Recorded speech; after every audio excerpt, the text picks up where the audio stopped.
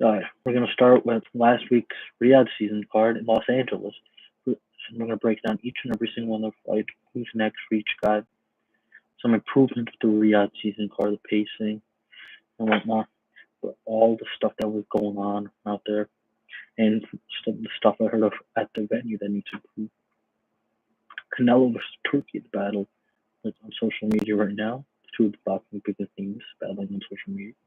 We had Canelo versus Berlanga press tour, and then preview for Virgil Ortiz Jr. versus Sergey Bohachuk, and then Luis Alberto Lopez versus Angelo Leo. We're going to start with and the new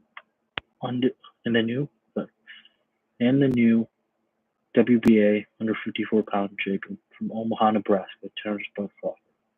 He won a unanimous decision, ending his 11-fight knockout streak, his first decision fight since Victor Postal in 2016, which is a lot. So he went through the entire welterweight run, knocking out everybody. I mean, that was a Benavidez fight, probably the full 12. That was more of a gift stoppage, in my opinion, because it was in Crawford's hometown. It was more of a gift stoppage. They could just let him go. It's 12 rounds, let him go. But like, overall, just 11 straight knockouts. Now, Crawford also was a very close fight, in my opinion. A very, very close fight. This is from Madrimov. I know he was legit. I've been watching for a long time. Well, I still thought Bubba would knock him out, but sometimes we would have him lapse and turns Crawford into the smartest boxers of all time. It's just this time of all time. He's very intelligent kind of fighter. And he's a mean motherfucker. He is mean in that ring. He gets you hurt. He's putting his foot on the gas pedal and he's looking to finish.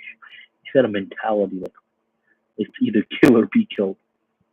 But that being said, Terrence Crawford, his punches had some power, but he didn't have like the same thudding power like he had at welterweight or even at 140. So, the fight was still very good. It was an entertaining fight. It was very tactical, very brilliant fight between two very intelligent boxers.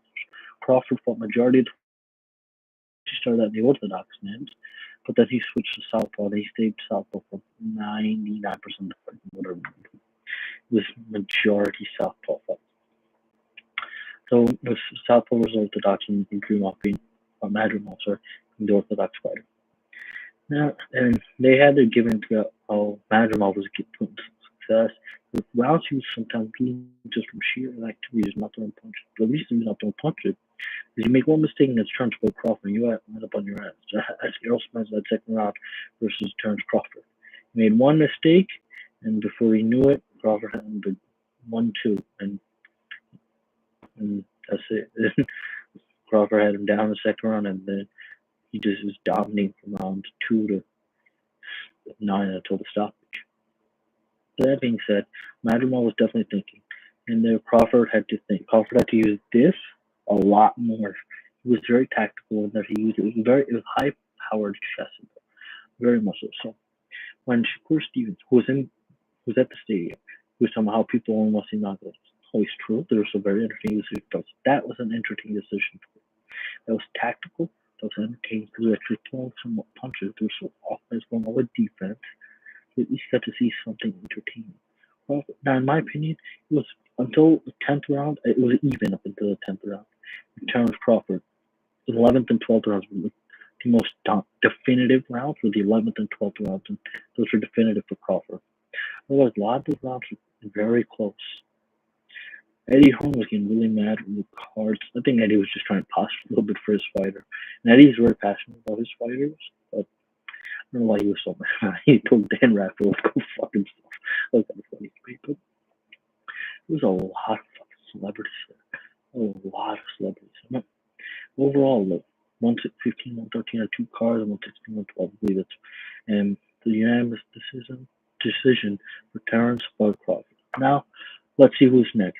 Terrence Crawford wants the Canelo fight. He wants to move to 168 pounds to fight Canelo Alvarez. It's a big payday fight. Leighton says legacy, but in reality, he's not going to be able to compete against Canelo. And the way he looked He looked like he had a weight ceiling. And every fighter hits a weight ceiling. That's what I think about Canelo when he goes up to light heavyweight. Like, there's sometimes you just hit weight ceiling. This is that. Man, as brilliant as Crawford is, and he is very brilliant, he can hit a weight ceiling. And he did that. And at the end of the day, now the other two title holders, we have Sebastian Fundora holds WBC and WBO titles, so we don't know who he's going to fight next. I think they're potentially talking about him fighting Ross Spence Jr. Or and then the IBF title is Bakram. No, I can't pronounce that, so I'm just going to call him Bakram. Now, Bakram is in talks with Tim Tszyu, so looks like that's going to be Tim Tszyu's next fight, and potentially either be Australia or the States.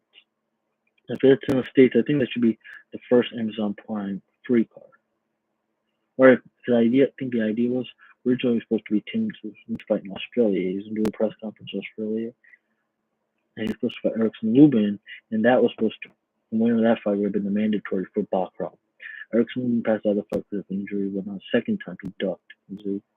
Then WBC WBO belt is held by Sebastian Fundora. Now, Fundora's in a unique situation. If he fights Bud, he might lose his WBC strap. If he fights Spence, he'll lose the WBO strap. So, yeah, in some weird way, he's got to choose. Now, the WBO did give Fundora until the end of the year to fight because he mentioned it like a broken nose and some injuries. So it was a very physical and bloody fight he had with Tim Tszyu. A very bloody, like it was a physical fight. Those kind of fights that just takes some time to heal. So at least he's himself time to heal. And Terence Crawford, you show most of your fights. Which actually that could have played a part. Now I don't think he should fight Canelo. No. I have now zero interest in watching Terence Crawford fight Canelo Alvarez. That would be a cherry pick for Canelo. That would be one of the most ultimate cherry picks. If you're taking a small guy, this is Crawford's fourth championship weight class, which was Canelo's first championship weight class. They're both four division champions. Canelo 54, 60, 68, 75. As high as 175 pounds. Crawford goes from 35, 40, 47, and 54. Remember, Canelo, well, people are like, oh, Canelo was 140, 47. That was when he was a kid. He started his career at 15 years old. You're 15, you're not the same weight, and you grow a little bit. You're man. Crawford became a pro in 2008 when that's 21 years old, okay?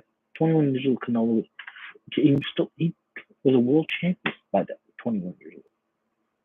2011, he was already a world champion, okay? And there's levels, I'm saying. It just, until we get size. If both those guys were the same weight class, I'll pick Buck. Buck's just a supreme master. But the thing is, you have a great big man and a great small guy and a great smaller guy. That size is where it makes up the difference. We can get away with size with some bums, lower tier guys. When you're a great little man, Bud Crawford's a great little man. There's no question about it. He's for a Ballot Hall of Famer if he retires now. If he retires now, he'll be 2029 or 2030 first Ballot Hall of Famer.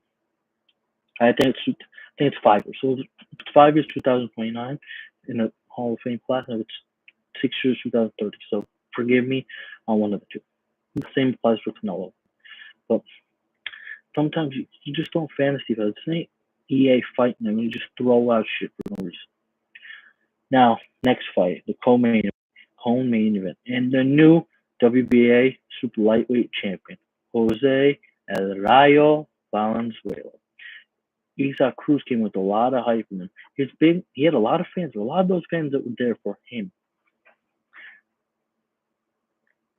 And that's why a lot of people were cheering for him and whatnot. And a lot of that hype came from when he gave Gervonta Davis hell when he was late replacing opponent, December 2021, because Rolly Romero got accused of sexual assault. I don't know, or just something like that.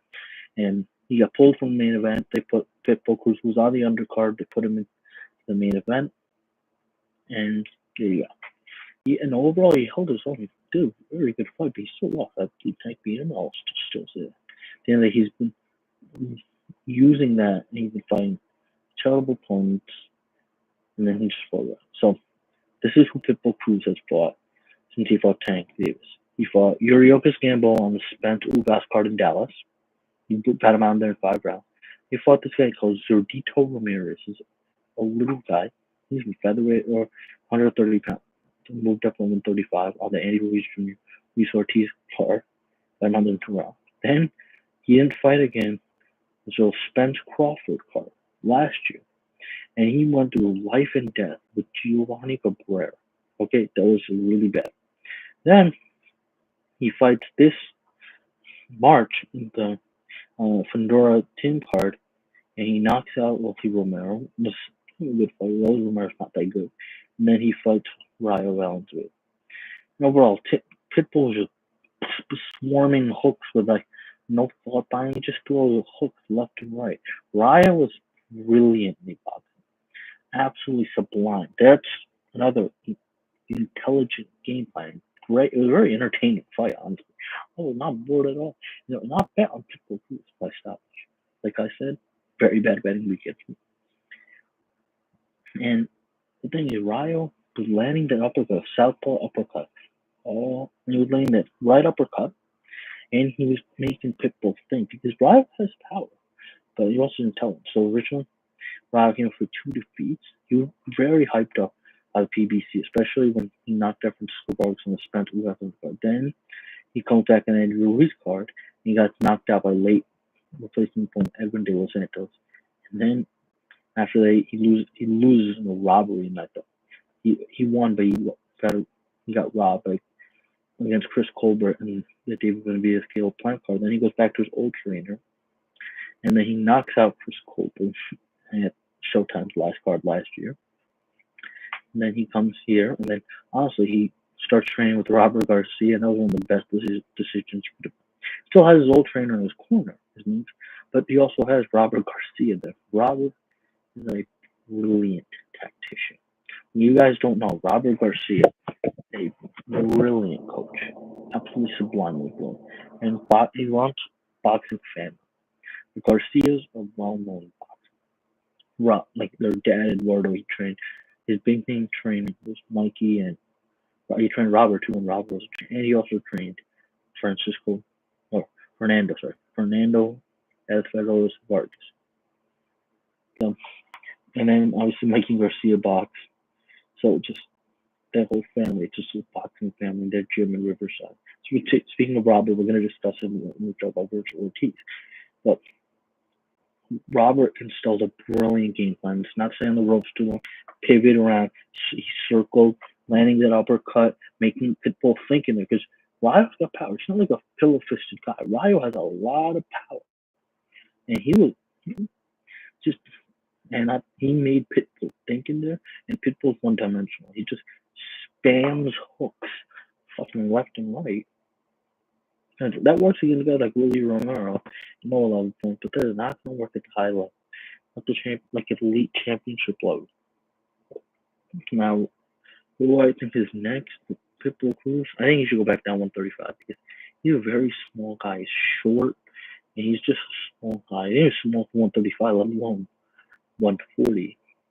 He should go back to 135 and see if you can get a win, and maybe you could have to take rebacks. That's what he's been doing. He's pretty much been fighting lesser opponents than Rayo for the Tank. Because he's been chasing that Tank rematch for over 2 years. He's been chasing the Tank rematch. He's not going to get Rayo. Honestly, I want to see him versus Teofimo.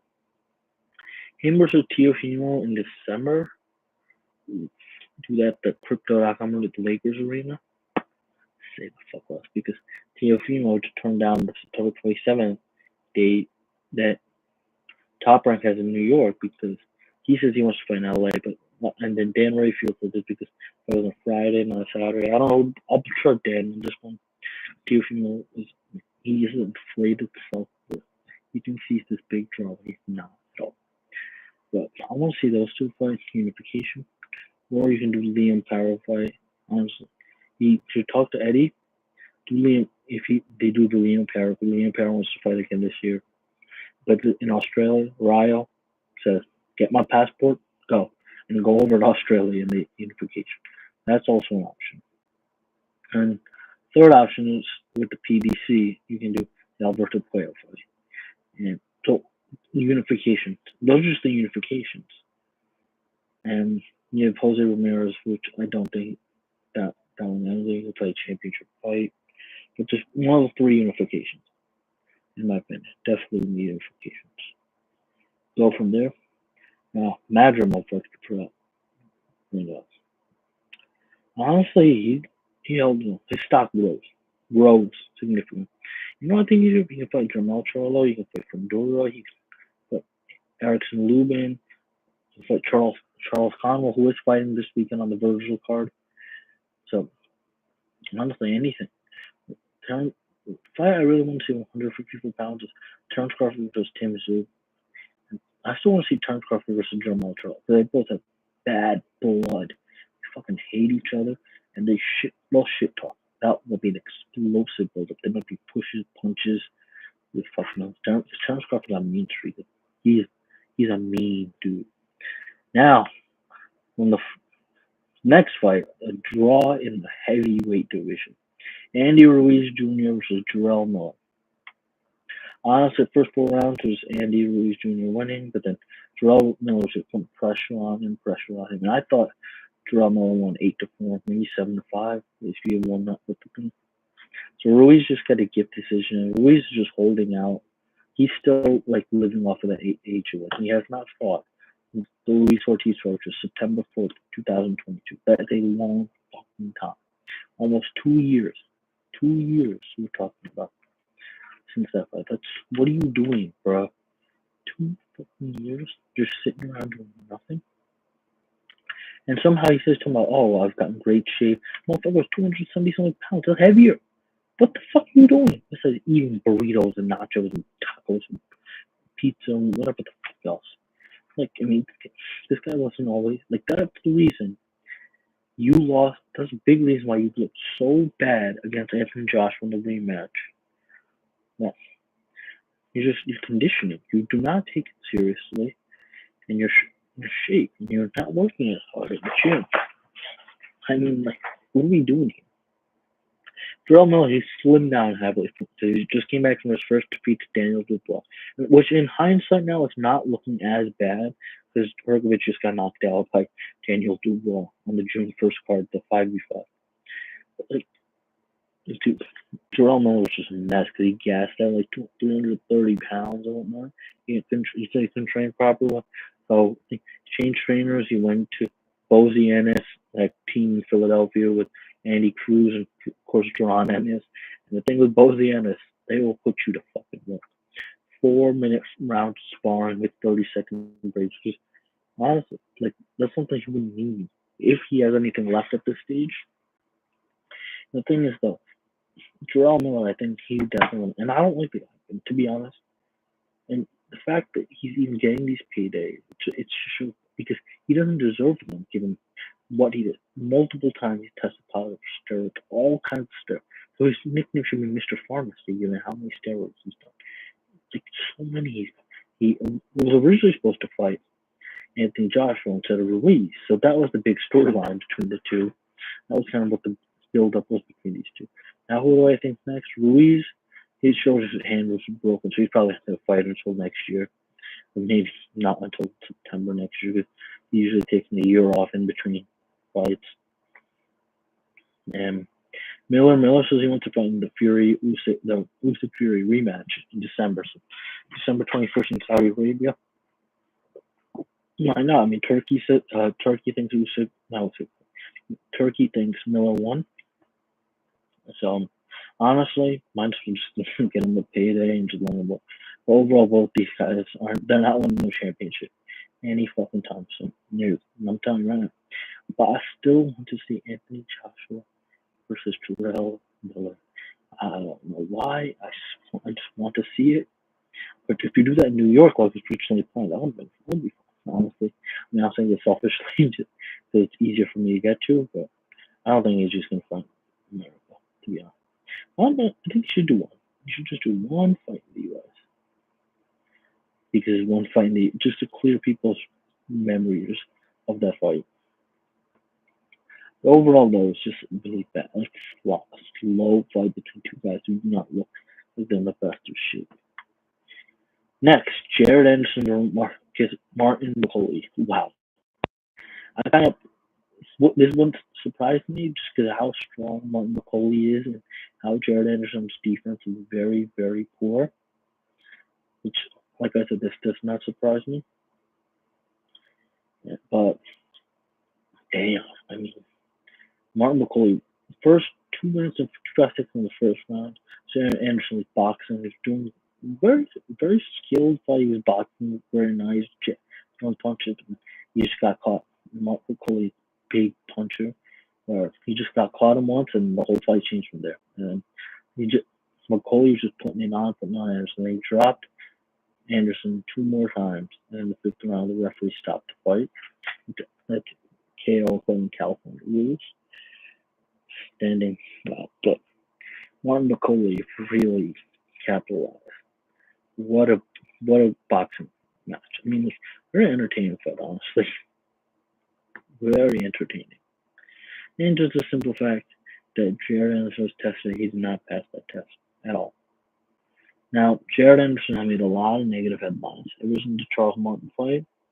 He already been openly talking about how he was just in boxing for the money. He just hates boxing, how he wants to get out of the sport when he's young. And then he was getting into legal issues. So a lot of people, myself included, was just questioning, okay, when this guy loses, what's going to happen? If he's going to get forced into a fight, what's going to happen?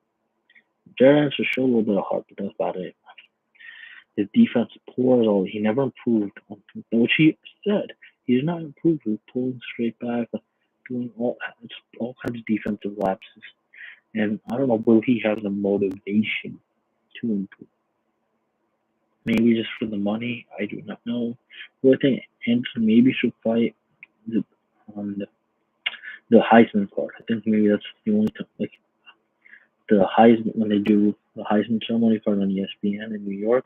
I think that's when he should come back. Overall, he's rest, and he needs to work on his defense because man, that was just bad, bad, really bad defense. Now, someone who don't have much power in a comeback fight. When you get knocked out, usually guys don't get a comeback fight. And Anderson's still young though. He's 24, he's 25 this year. He was supposed to be. He was billed as the hope, the next great American heavyweight. But we haven't really had a heavy. We're talking about like a legendary heavyweight since Riddick Bowe. And Deontay Wilder did very good things. I mean, he didn't fight that many people except for Tyson Fury. And next, his best win was Luis Ortiz, which was what he beat Ortiz twice. So in one round, he usually loses the majority of the rounds. He just landed one punch at a quarter. But at the end of the day, no, America, we're down bad with heavyweights, bro. A lot of them are going in the NFL and NBA and MLB. I mean, especially NFL. There are a lot of those guys back in the day, like the '90s, whatnot, probably would have been in the boxing gyms. But now, a lot of them in the NFL, for the NBA especially, is less risky, but definitely less risky, and you can make a lot more money. So at the end of the day, there was that. Now, Barton McCauley, first he was kind of calling out Michael Hunter as the only guy who defeated. I think that was his pride talking. That was definitely pride talking. Like Martin McCauley, I mean Michael Hunter really. I mean, come on, that's not really impressive attribute. You know, which shows because some people talk about size. Michael Hunter is much smaller than he outboxed and knocked out McCauley. So just that's how we were boxing for you. Now, who would say what's next? Let's see this one. You know who really want to see? Martin McCauley versus Zeli Zhang. Two guys with thudding power. And also, I would pick McCauley to win just because Zhang's gas tank is so fucking shit. It's such a shit gas tank. Also, I think Zhang will win that one. Absolutely. I mean, not Zhang. McCauley will win them. All McCauley had to do was just keep away from firstly. Three, four, maybe 5 rounds. That's all he has to do, and then McCauley will drown. Because Zhang's gas tank needs cardio, just overall not that good. He's an older guy. He looks like 270 pounds, 280 pounds. and then slowly he slimmed down a little bit for this fight. Next one, David Morrell moved up to 175. Overall, he did not look that good. Not for the way he was looking at 168 pounds. He did not look that. He was hitting this name Hot Rod Galachik, and Hot Rod lost only twice. He got knocked out by Arthur Beterbiev, and then he lost his decision to Marcus Brown, which are two very good fighters, especially Beterbiev. We all know how fucking good Arthur Beterbiev is. That doesn't have to be said. But so Hot Rod gave Morrell some experience, and Morrell he was loading up a lot with that one punch, just power, because he has flying power. He was dropping a lot of guys and knocking them. He had 11 fights, 10. He had only one decision fight before this one, 168 pounds, and he couldn't get who he wanted to get because he really was looking for the Benavidez fight more than the Canelo fight, which is a shock. And people 154 to 168 pounds are begging for Canelo because Canelo's the payday. He will bring you life-changing money. Morrell wants Benavidez. He's calling out Benavidez. He's calling Benavidez religiously. He's writing crazy stuff on Twitter, calling out Benavidez and Jose Benavidez Sr. and Jr. He called them all out. And yeah, overall, I mean, it was not a good enough performance for all of the talking. Just not a good enough performance. Now you could say, was he this PBC bubble made to look good? Maybe it's just weight bully and he looked good against smaller guys of 68 pounds once he moved to his natural weight class. At the end of the day, overall, it was not. I don't think it was close or to get robbed. The fight was overall a Morrell decision win. So at the end of the day, I mean, it was still David Morrell. I mean, he did not look like he looked at 168 pounds. That's for sure. Who do I think is next? I don't think he fights David Benavidez next because David Benavidez is more of hand and all the other damn injuries that he has. Maybe someone just on the way. Because Murray's on with the cruiserweight. Maybe somebody. Joe Smith Jr. moved to cruiserweight. Jordan moved to cruiserweight as well. No, I gotta think these two. I'm going to boxer. It's gotta be. I gotta look some names up here. Look up those.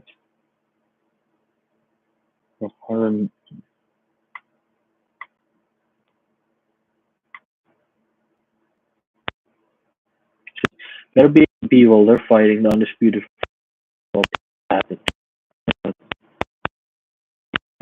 You can pay watch you Callum Smith, or I think Callum Smith is going to take that fight right after that vicious beating that he got from Beterbiev. Maybe both kind of held his own against Benavidez. Maybe you can give him that fight, or maybe Jesse Hart or Anthony Yard. Honestly,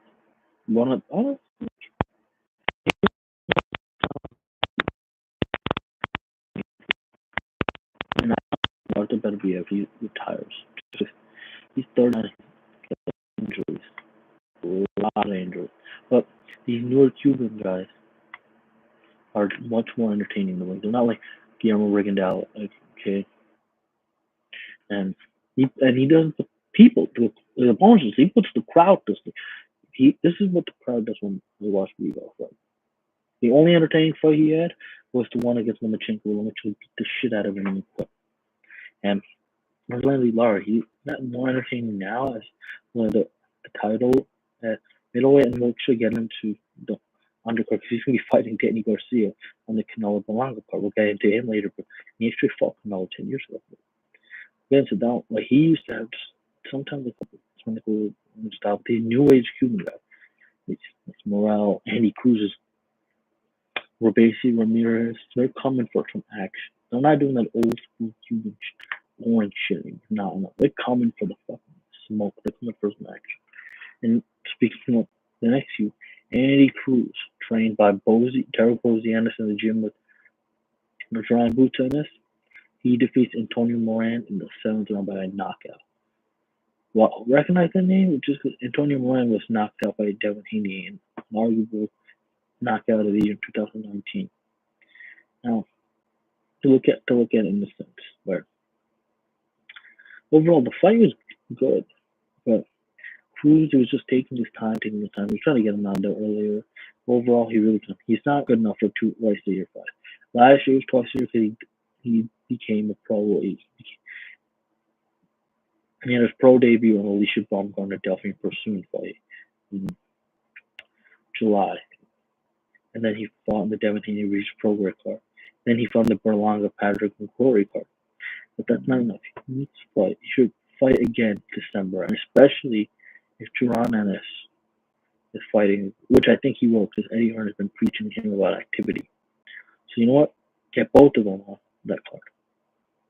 In fact, no one tell Turkey, get Duran, no, why don't you put all three of them together on the card if both Ennis can hit, which I think he can. So you have Boots in the main event, you put Cruz a little bit lower, so that way you can give Bosey some time in between.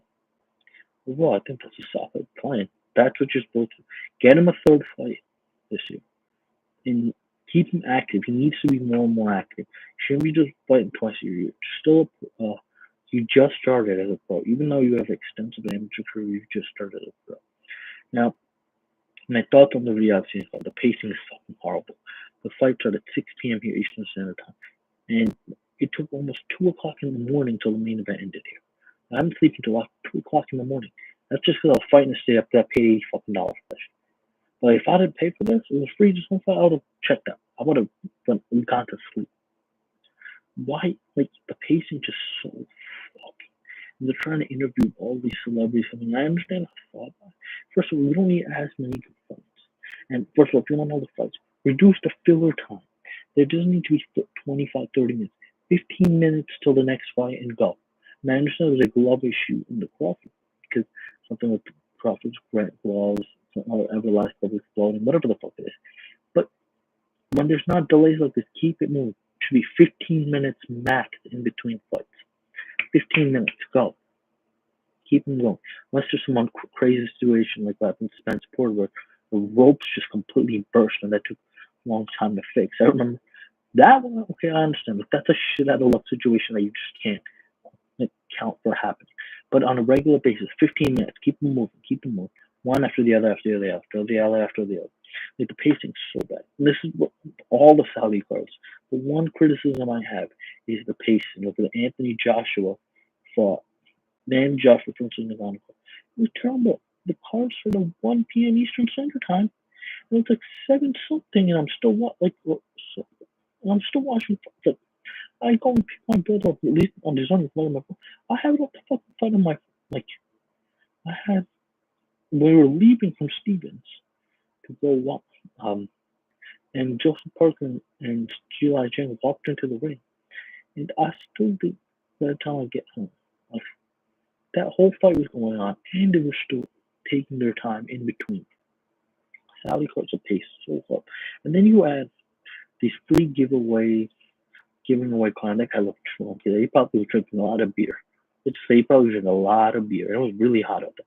Los Angeles was really hot. That stadium was filled with a soccer stadium. BMO, soccer is the LAFC stadium. So I think they could have been done at the Lakers Arena. They should have done that at the Lakers Arena. Because doing stadium shows outside, outdoor stadium shows in summer, I think it's just a bad idea. Because it is really hot in Los Angeles. Really fucking hot. You're doing that shit outside, and then you're taking it long. And then on top of that, you're giving away a car, and this guy just did not give a fuck. He was probably the drunk or just didn't get like what use do I have for this shit. Like, the pace was really bad. By the way, the pay-per-view buys came out. They did not look good. They did not. And I bought it, but still, no bueno. Shit, that's not a good pay-per-view. Say those. But that being said, just the pacing needs to improve. Like, mind you, the main event did not start at 12:50 Eastern Standard Time because you decided to have an Eminem concert there, and then you have like you do. Then there's just too much, and then it's just the ass kicking. First of all, Turkey has not even had a card in Nevada. Their fight was in Los Angeles, which I'm not like last I checked, Los Angeles is in California, not Nevada. It's not a fight in Las Vegas. This is Los Angeles, California. And the Nevada Boxing Hall of Fame said to give him because he's paying a lot of money, which I understand. He's paying a lot of money on these cards, but it just improves the pacing. And this will be 15 minutes, and you don't need all that extra shit. You don't need the concert. You don't need any of that shit. Because I know they're casual fans. And people who aren't boxing people, they said, when's this fight out? And I was starting to be like, what the fuck are you going on here? Like, the only reason I kept staying awake was because I paid for that shit. And overall, I was like, this is just going on way too long. And I brought my laptop with me to eat food upstairs, too. It's just such a long fight. Like, there was no need for that much delays. And then you had the Saudi Arabian national anthem in Los Angeles for reasons I do not understand. They had the Pakistan American national anthem, which is no. Eddie Hearn, who's from the UK, has his cards here in the States. Like, remember, just say Canelo Triple G3. They had the Kazakhstan national anthem, Mexico national anthem, the United States national anthem. This is in Las Vegas. They didn't have the UK national anthem. One time they had the UK national anthem when they're fighting the British fighters. So why the hell do we need the Saudi anthem? Sometimes it's just too much. It's too much shit. There's way too much going on there. There's just not necessary. So Turkey, I need you to improve these cards, okay? Improve the pacing of these cards. Because Jesus Christ, 8 hours. Who has 8 hours to sit? Okay, not me. All right, you had an 8 hour card. People aren't gonna sit there for 8 hours. I understand if the fight. Okay, West Coast keep the fights 11, 11:30. East Coast keep them 10:30. All right, fights on the East Coast like New York, especially New York, New Jersey, Miami, Boston. 10:30. Make those the ring walk times. West Coast, 11:30 Eastern Standard Time. Because you have to factor in the people, traffic out there, and to give people time. So you have to look in that sense. Pacing needs to be better. I've said it several times here, and I'm going to keep saying that was reportedly bad. And now, what I've heard is that the BM Stadium, that they didn't have enough concessions. The lines for beer were really long. And yeah, overall, if you're gonna these outdoor shows, don't do them in like in the dead of summer. You do them in the spring, like May, June, because like July, August, it gets really hot, especially in Las Vegas. You can do it outdoors, obviously. So, or you can do it September. So, maximum independence that we can do that. Now, that being said, we're going to get to the next topic. Canelo Alvarez versus Turki LSU. Now we have the Canelo Alvarez Edgar Berlanga press tour. But first, we're going to get into Canelo versus Turki. Basically, what happened was Eddie Hearn, who has a very close relationship, and he's a promoter of Edgar Berlanga. He has a very close relationship with Canelo Alvarez. He's done a lot of fights with him, and they're just overall very close friends. He texted Canelo that when he sent a message to Canelo, Turki LSU wants to meet Canelo face to face in Los Angeles. Canelo said he doesn't want to discuss any other fights until after September 14th. Turki gets really mad, and then he says, I don't want to do Canelo Crawford anymore. And then Turki says, Turki is basically saying Canelo has not fought anyone tough people, which really is out of the truth, because I knew it was a very tough fight. But overall, like, it's just too big-headed ego. Turki doesn't like when someone's saying no to him. And Canelo won't fall for it because Canelo doesn't need it. He's generating 30+ million guaranteed, and he generated 80% of all revenue, including concessions. He said on an interview in New York with the Sway Leach, I believe, Sway's Experience, that's the show. He said he gets 80%, including at solos. For example, let's just say I go to the arena, T-Mobile Arena, if I buy a beer, Canelo gets 80% of what I paid for that beer. You know what? That's control that Turki would not give up. And you got two big-headed egos coming together. Two guys who are hard-headed, want to do things their way or the highway. They're both right and wrong here. Canelo's right in saying he doesn't want to overlook the line, which I think he should do, but he doesn't want to overlook them. And Turkey could have waited until after September because he wants to do a fight in February, and Canelo wants to fight in May because his dates are May and September, which is great. Like Cinco de Mayo weekend, like Independence Day weekend. And Canelo's wrong in Turkey's right where saying Canelo's making 150, 200 million from what? Dude, there's no like, yeah, you're a big draw, but dude, 100 million is like Mayweather, right? Maybe 100 million is feasible because because Turkey paid Tyson Fury that, but like Canelo just doesn't like his thing. There's all these guys worshiping Turkey, and then there's actually a funny clip where because Turkey has a weird habit of holding these guys' hands. Fucking Eddie Hearn, Frank Warren, Dana White holding Turkey's hand. Canelo did it as a fake joke, and then someone faked him out. So Canelo definitely was trolling Turkey with that one. Just overall, I mean, it's unnecessary behavior. In Turkey, he's talking about we will eat Canelo. That's why I think Canelo got really pissed off when talking about the Mexican independence so because the UFC has their event, the Sphere, which was actually really cool to look at. Overall, the card, you couldn't get Brandon Moreno or Yair Rodriguez on the card. Mexican independence so we cannot Irish this weekend. You have Sean O'Malley, who's pretty fucking hair, than Rob. I mean, well, the fight's pretty good. That one I'm gonna watch, but probably go to David Buster's to watch that. Overall, like, it's just unnecessary behavior from both of them. Now, speaking of Canelo versus Edgar Berlanga had the press conference Monday in New York City and Tuesday in Los Angeles. So Monday one was just tame, just quiet. At the end of it, and then Berlanga had some weird quotes and Canelo responded. But the LA, that's where it got heated up. Basically, Berlanga was talking shit, and also I'm not gonna shut up. And Berlanga tried stepping to Canelo, and they were both Berlanga was trash talking English and Spanish because he kept saying Puerto Rico over here, whatnot. Because that's the Berlanga was fighting Mexico versus Puerto Rico. Because Mexico versus Puerto Rico is an iconic match, and we're gonna when we get close to that fight, we're going to preview some of the great matchups between Mexico versus Puerto Rico.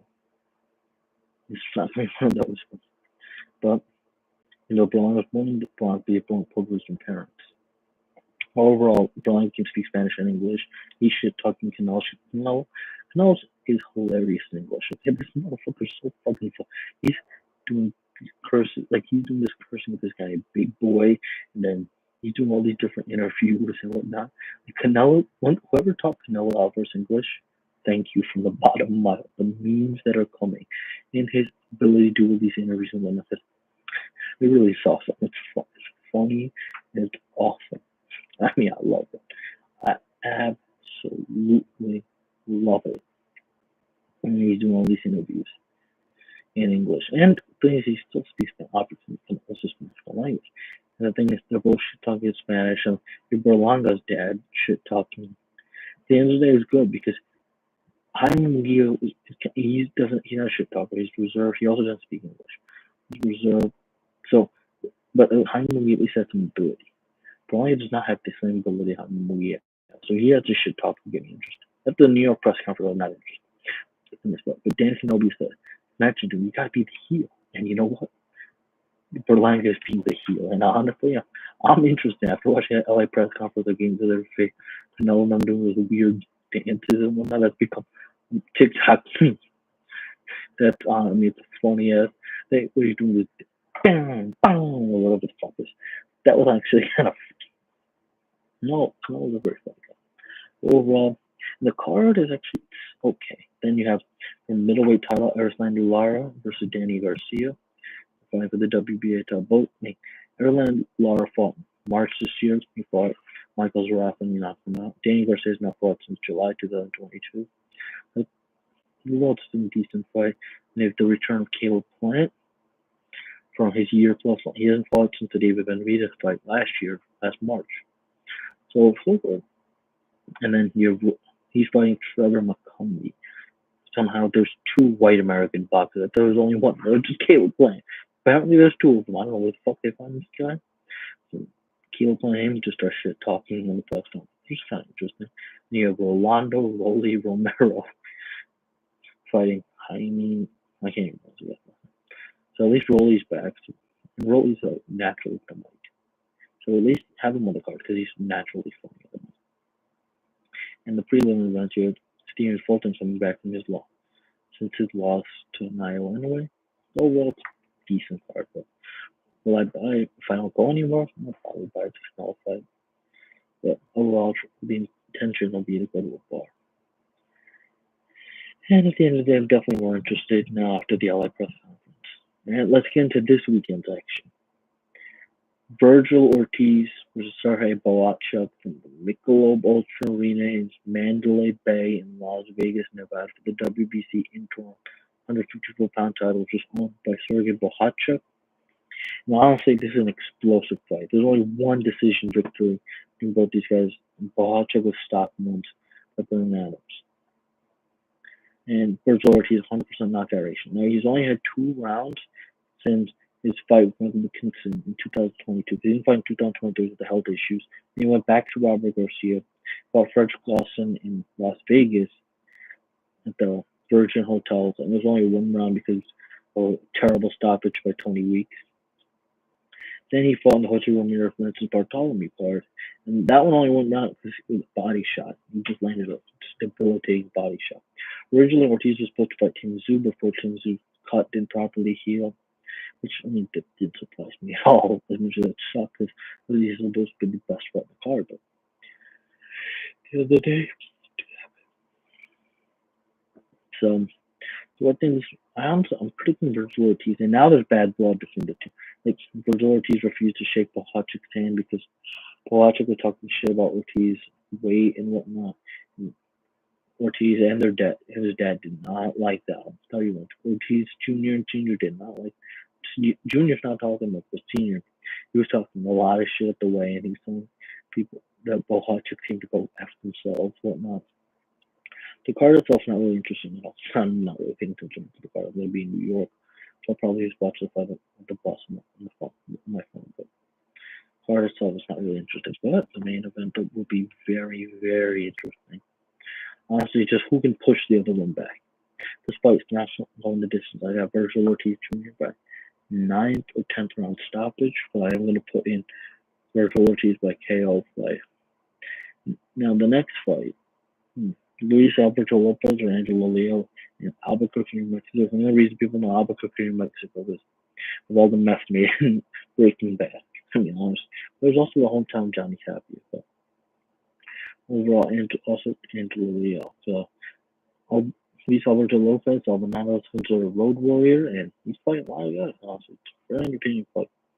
But at the end of the day, it's probably just not just under, almost undercover and just underthought, just because all the Canelo versus Turkey drama and Vergil Ortiz fight. That's gonna be an explosive fight. Well, it's gonna be a good fight too, but I'm taking Fernando Lopez because Stephen Fulton was hurting Angelo Leo. Stephen Fulton's not a puncher. He had 8 knockouts in 20-some odd fights. He has no power.